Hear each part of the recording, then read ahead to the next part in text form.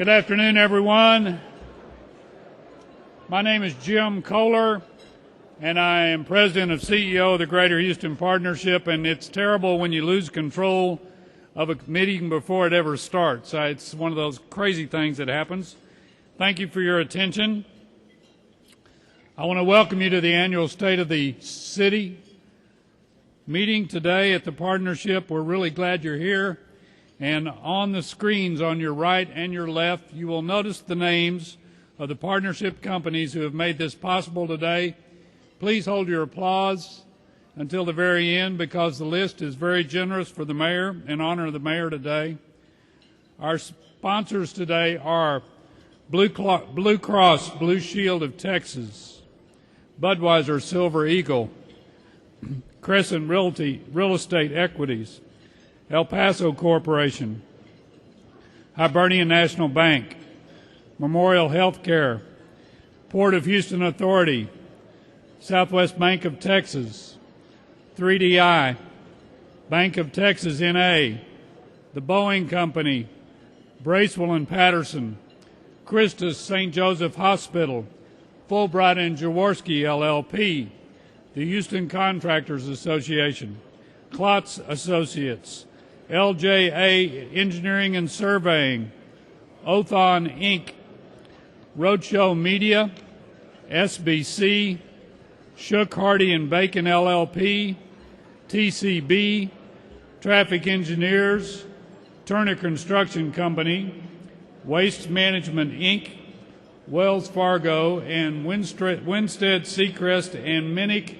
Is there anyone I didn't introduce today? Let's give everybody who sponsored today a round of applause. Thank you.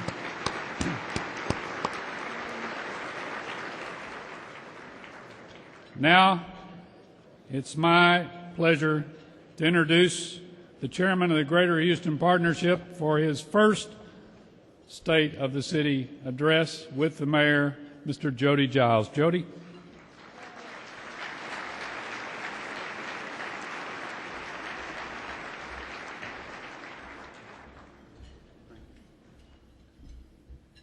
In the era of fair and full disclosure, I have to stand here today and say, the last time I introduced the mayor of the city of Houston, Bill White, my introduction was longer than his speech. And I promised the mayor I'd never do that again. But I did want to say that as a part of that introduction, the mayor and I had worked on so many projects together, and we have done so much in terms of this community working together. And I tell you, it was easy for me to talk about the things that you've done, Mayor, in terms of community service. That was, and I know I was long. I apologize. I won't do it again. Having said that, this mayor was a member of our Greater Houston Partnership Board. This mayor was a successful, extremely successful businessman, successful in serving the people of America, being appointed to the United States. And he stood before the people of the city of Houston to bring those talents to bear and was elected. And having been elected, this mayor has brought all those talents to make this city better. And those talents are business, community, quality of life, economic development. And Mayor, I'd just like to say from our perspective at the Greater Houston Partnership, we've had a great year, and we look forward to the years to come. And in looking forward to the years to come, I would ask this crowd to join me in welcoming our mayor, Bill White.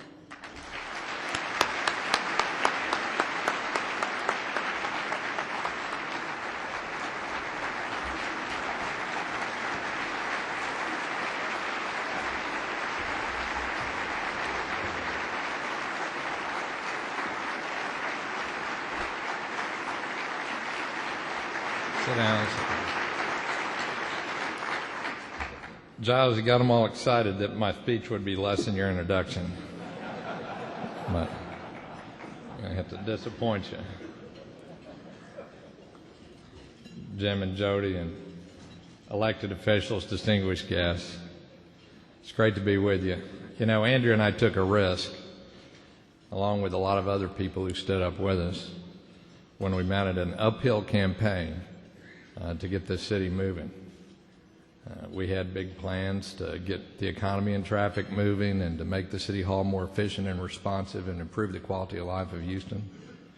Those things took some hard choices and big risks. But you know, Houston's worth it, isn't it? And as we look back over this last year, I'm here to report to you that a lot of our plans are being implemented. And I don't know about you, but I say the state of the city is good and that Houston got moving, didn't it?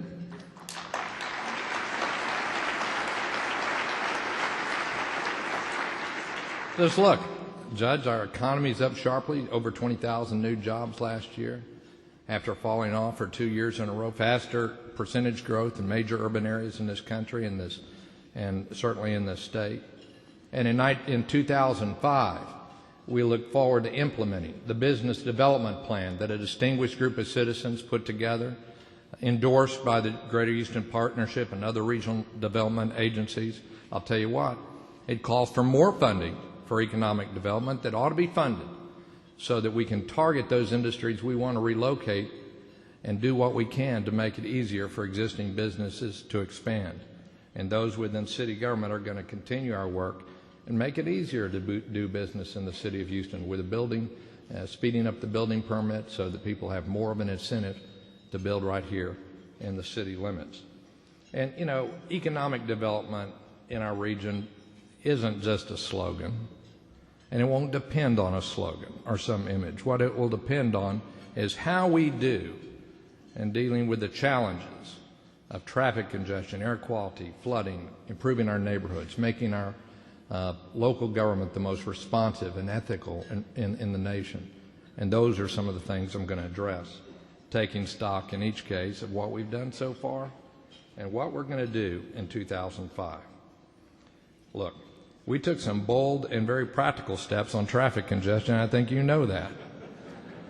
We started by retiming most of the traffic lights in the city of Houston have been retimed now, way over 60%. And we're not going to knock out an additional quarter of the traffic signals this year. That always gets applause. I ought to use that every year. And you know, in the 88 corridors where we have calculated the impact, it's sped traffic along between 10 and 20%. And that's big. And then we've expedited road and street construction projects, as you see in the Smith and Travis Street construction here with the folks at Metro. We're going to finish Smith, I think, April 23 within our budgeted time period, much faster than had been done before, with fast-track construction. We showed what could happen if you used alternative routes and you built different exit ramps and you communicated well with the public on Spur 527. Remember what a disaster that was supposed to be? But we dealt with that in practical terms and showed how we can deal with these practical issues in the future so that we don't disrupt the lives of all of our citizens. I went back through last year's State of the City address, and I saw there that I told folks that we were going to face a fight on getting the stalled and wrecked vehicles off our major freeways. I was right about that. But I tell you what, already drivers are reporting that they're seeing the commute times get cut. And that's what it's all about, to provide some safe, affordable service to the public, working with MAP at the county and others. Look, the reality is that we want to continue to grow as a city, and we're not going to be able to simply widen and double the size of every major street, thoroughfare, and freeway in town. It's going to be prohibitively expensive and destroy our neighborhoods. So we have to manage the traffic on the existing streets and thoroughfares and freeways better, and we're committed with other local government officials to work as a team to do that. It's essential to our community. Now, in this year, 2005, I need y'all's help. And particularly, Jody, I'd say the GHP on a couple of things that we need in order to keep traffic moving in our city and overcome some other barriers. First, with the help of Metro and the GHP, I want to convene a meeting of the major employers of this community to look at what we can do to have more flexible working hours for Houstonians. Many companies are doing this. They find it aids employee productivity and retention. Don't you think we ought to do that? Because I'll tell you this, we can never build our way out of traffic congestion if we're all trying to get at the same time at the same place. And that's the best way. So I want all the local elected officials and major employers to get together with us and make this a regional cause. Second, I urge all citizens to support Metro's voter-approved program to expand mass transit and the ambitious outline of a commuter rail system, a regional system that Judge Eccles talked about just a year ago. We encourage our members of Congress to fight for our fair share of the New START money for mass transit. We deserve that in this community. And we've been working hard to make this City Hall the most efficient and responsive in the nation. You know that.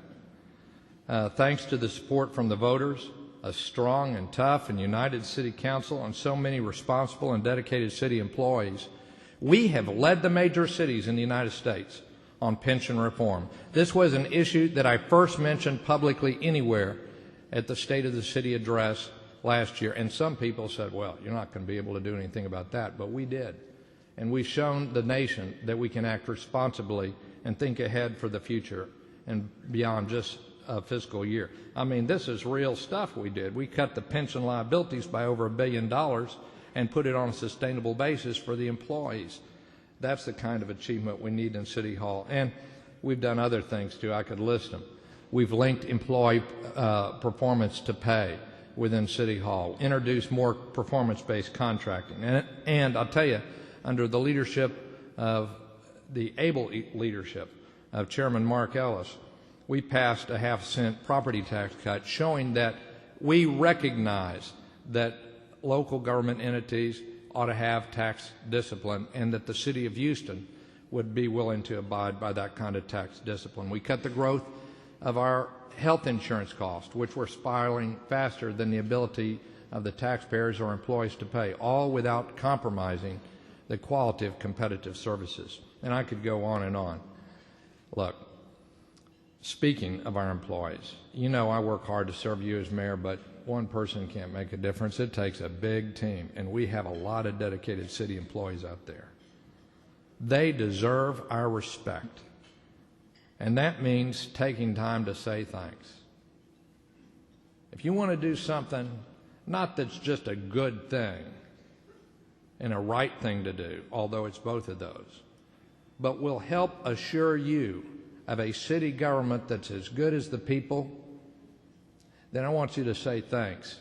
Make a special effort to some of the hardworking city employees. And you don't need to wait long. You know who I'd start with? The people who pick up your garbage every week. They do some of the hardest jobs in this city, and they do it well. And if you would just take time to say thanks to what you do to city employees, then I assure you it would help what we're trying to do in putting this city government on a customer-friendly basis.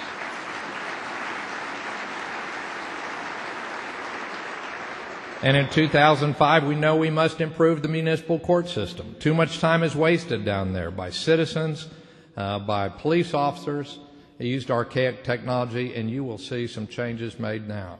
And I'll tell you, for all who practice there and the judges and the officers, I said we must reform it, and we will reform it. And you can take that as something that we can be measured on. And we need the help of state elected officials and other local elected officials to establish a source of dedicated revenue to allow us to maintain the excellent level of fire and EMS service in our community. The firefighters too often could be lured away by other cities that pay more. We're losing EMS personnel because we don't pay enough. This is not politics. This is something that hits right to the heart of Houston. Now, we have a lot to be proud of. Our fire service is the largest in the world to be accredited by the Commission on Fire Accreditation International and is recognized as the world leader in interior firefighting. Our EMS services is also a world leader. But our unreimbursed EMS services have been going up as employers have been cutting back on their insurance benefits to their employees, and our firefighters have fallen behind. As a community, we must build a consensus, and this will take both state and local, to put emergency services on a sound financial basis. And whenever you hear this issue come up in the future, as you will, tell people who are your local elected officials that you want a sound, sustainable, dedicated source of funding. Public safety will come first in next year's budget, as it did in this year's city budget, where we increased the percentage we spend on public safety, as we should. And support for public safety takes a lot from neighborhoods. It will also take some private support in working with our HPD officers. You know, at the time I gave this talk last year, Chief Hurt was here, but nobody knew who he was because I didn't announce the new police chief till the next day. He's doing an outstanding job, and he deserves your support. And I want to tell you what else. I think Don Sanders and Nolan Ryan have committed to start a Houston Police Endowment, which will do some things that we need to do for our future, investing in our people and our police department. And when they approach you, I ask you to support that effort. So those public safety will come first, but there's other things that won't be listed under a program where I want you to know that we're making progress and say thanks. In last year's State of the City address, I specifically asked folks to reach out to people from different backgrounds, because the prosperity of this city depends on having a lot of people who have a vested, in this being a great city of opportunity, where we have an entrepreneurial class that looks like Houston. We've made a lot of progress. I want to applaud the 23 companies, major companies, who made the commitment to double their procurement of services for minority professional firms in the next 5 years. I want to add to the list of those 23. And I'm proud to tell you that the City of Houston has exceeded its goals in MWBE contracting during its last year, and will continue to meet those goals.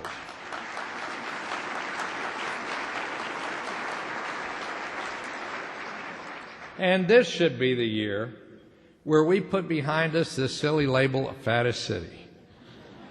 Look, I'll tell you what.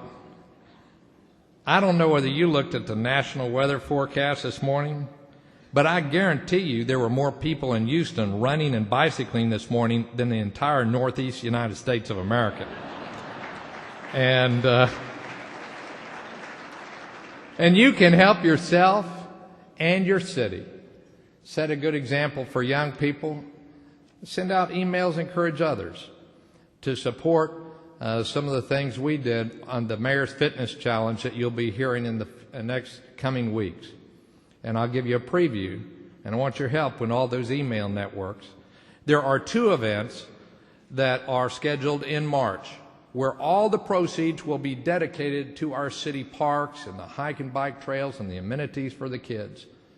I want you to think about participating in these and encouraging others to participate. And there's something that people at almost all fitness levels can do.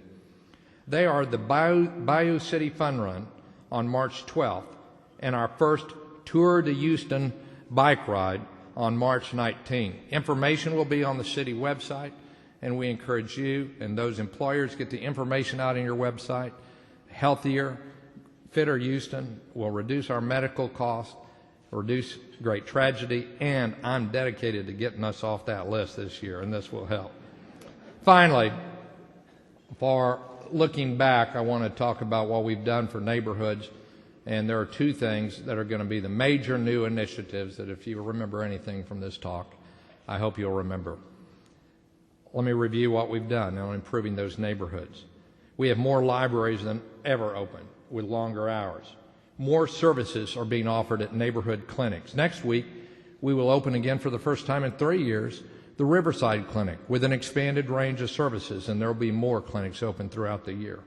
We have better maintenance of our existing parks and our hike and bike trails. We're building more bike trails than ever before. We have an energized park board that's adding green space, including a remarkable new park of 164 acres. 130 acres was created by a gift this morning by Chevron Texaco.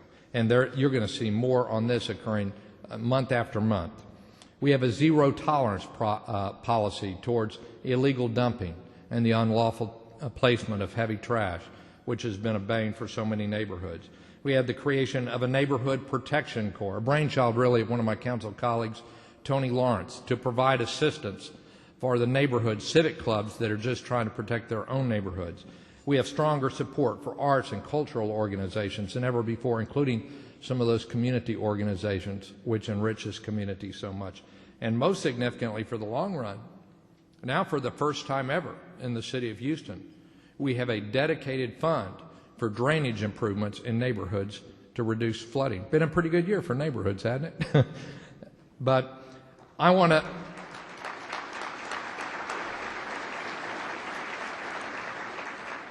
announce today two new important initiatives that will be something we can look back on a year from now and see how we've done. First, the City of Houston will sponsor a Clean Air Accountability Network. We will begin to place air quality monitors outside the plant gates of those firms identified as the most likely source of excessive levels of air toxins. I'm asking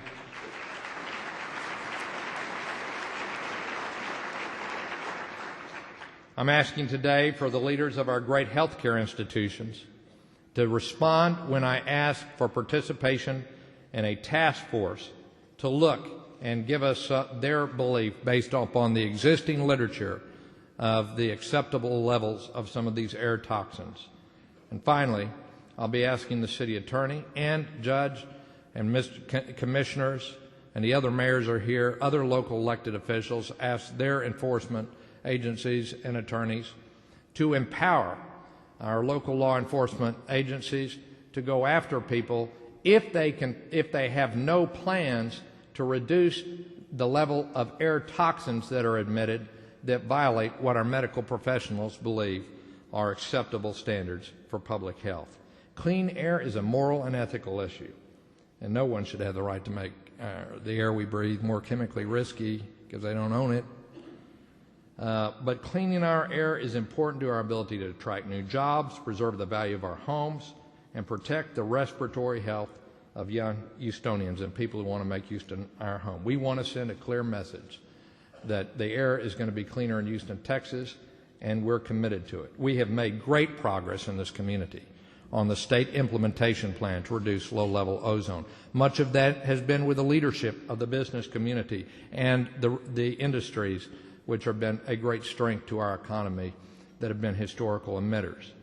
But it's important for us, with the industry, to establish a level playing field so that those responsible firms who are investing billions of dollars don't have a whole industry tarnished by those firms which cut corners. That ought to be our philosophy in business going forward on air quality in Houston. The second major initiative to improve the quality of life we're going to call Project Houston Hope. We begin with our 6 most neglected neighborhoods. Now, I'm talking about neighborhoods where most of the houses have been abandoned, where weeds grow taller than human beings are. In these neighborhoods, the ones that we're starting with over half the abandoned homes, they're magnets for crime, and it starts a vicious cycle when the young families move away. We will enlist community organizations and the private sector to help us build affordable houses where crack houses now stand. And we start next month by initiating foreclosures on 1,500 properties that haven't paid taxes in 19 years.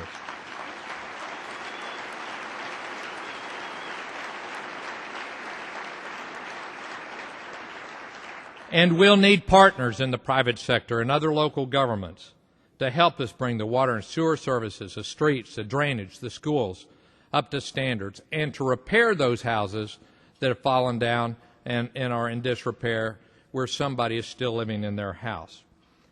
Confronting these long-term challenges of traffic, flooding, urban blight, pollution require hard choices and strong leadership. You know, I haven't talked about anything easy here.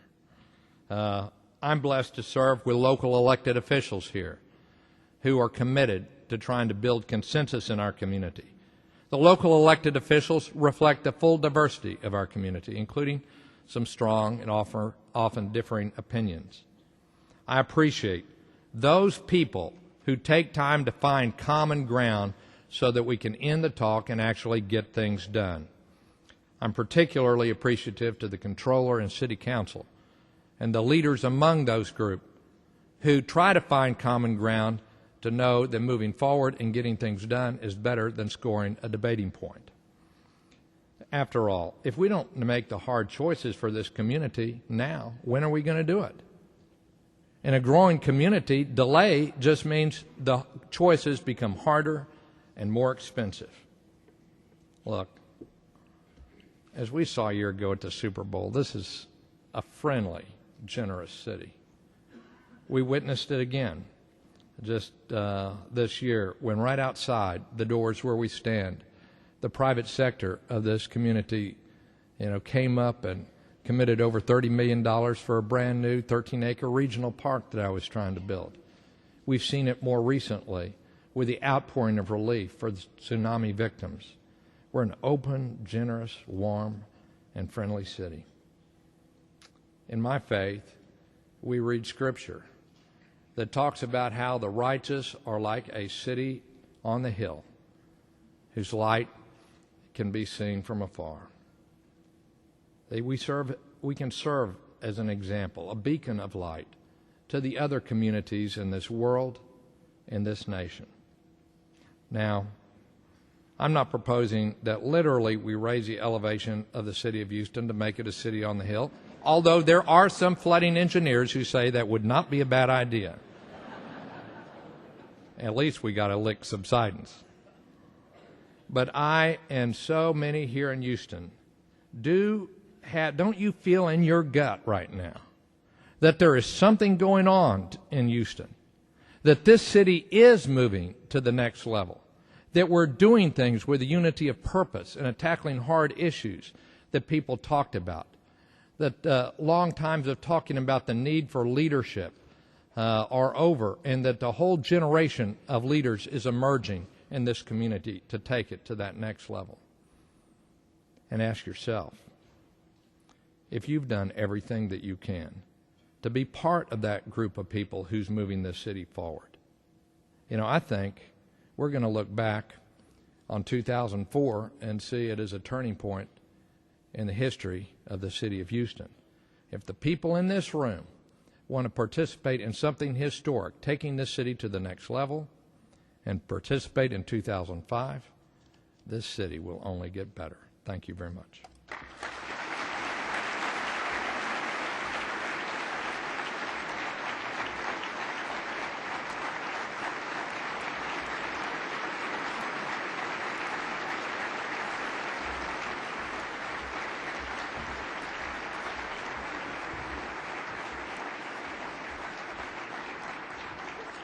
In keeping with the mayor's statement about thanking city employees, the Greater Houston Partnership would like to thank the mayor for serving the people of this great city. So, Mayor, we offer a token of our appreciation as a thank you to you. Thank you. Thank you, Mayor. You bet. Thank you.